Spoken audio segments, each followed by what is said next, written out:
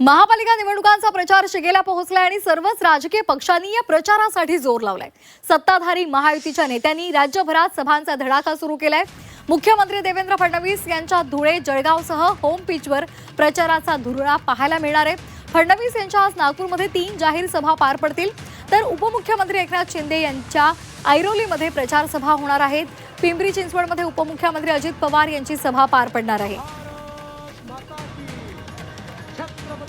राज्यभरात आपल्याला प्रचार सभांचा धुरळा पाहायला मिळतोय। देवेंद्र फडणवीस त्याचबरोबर एकनाथ शिंदे आणि अजित पवार यांच्या प्रचार सभा आज होणार आहेत। धुळे जळगाव नागपूरमध्ये देवेंद्र फडणवीसांची प्रचार सभा होणार आहे, तर एकनाथ शिंदे नवी मुंबईमध्ये ऐरोलीमध्ये प्रचार करणार आहेत, तर अजित पवार यांची सुद्धा पिंपरी चिंचवडमध्ये प्रचार सभा आयोजित करण्यात आलेली आहे।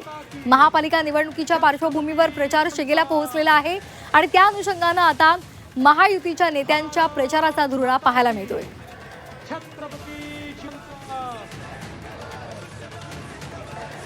तर नागपूरमध्ये फडणवीसांच्या 3 प्रचार सभा होणार आहेत। देवेंद्र फडणवीस या प्रचार सभेमधून कुणावर निशाणा साधतात हे पाहणं महत्त्वाचं ठरणार आहे।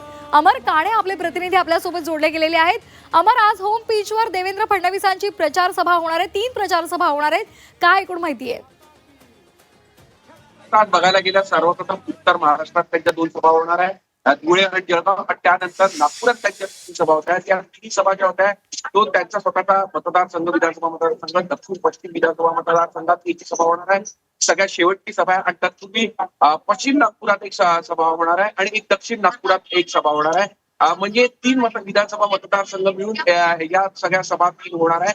होम पिच आहे मुख्यमंत्री देवेंद्र फडणवीस यांची। गेल्या वेळेस 108 नगरसेवक निवडून होते भाजपाचे, यावेळेला भाजपाने 120चं टार्गेट ठेवलेलं आहे आणि सगळ्यात महत्वाचं म्हणजे यावेळेला काँग्रेसने मात्र कडवं आव्हान उभं केलेलं चित्र सध्या दिसत आहे। त्यामुळे भाजपाकडून सुद्धा जोरदार अशी रणनीती प्रचाराचा धुरळा उडवण्यात येणार आहे आणि सगळ्यात महत्वाचं म्हणजे आज यानंतर 2 दिवसांनी देवेंद्र फडणवीस यांची प्रकट मुलाखत सुद्धा होणार आहे। एकीकडे मुंबईत ज्या पद्धतीने ठाकरेवाडी मुलाखत होणार असल्याने मुख्यमंत्री देवेंद्र फडणवीस यांची मुलाखत सुद्धा 2 दिवसांनी होणार आहे। तर त्याबरोबर आज नागपुरात काँग्रेसचा जाहीरनामा स्वतः प्रदेशाध्यक्ष हर्षवर्धन सपकाळ जाहीर करणार आहे आणि काही उमेदवारांशी सुद्धा ते संवाद करणार आहे। म्हणजे एकूणच आज नागपुरात राजकीय वातावरण तापण्यास खऱ्या अर्थाने सुरुवात झाली आहे।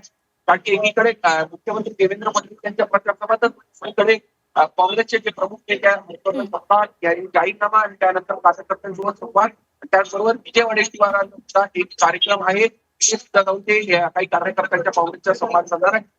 एकूणच आजपासून खऱ्या अर्थाने प्रचाराचा मोठा असा धडाका नागपुरात होताना। अगदी अमर, धन्यवाद दिलेल्या सविस्तर माहितीसाठी।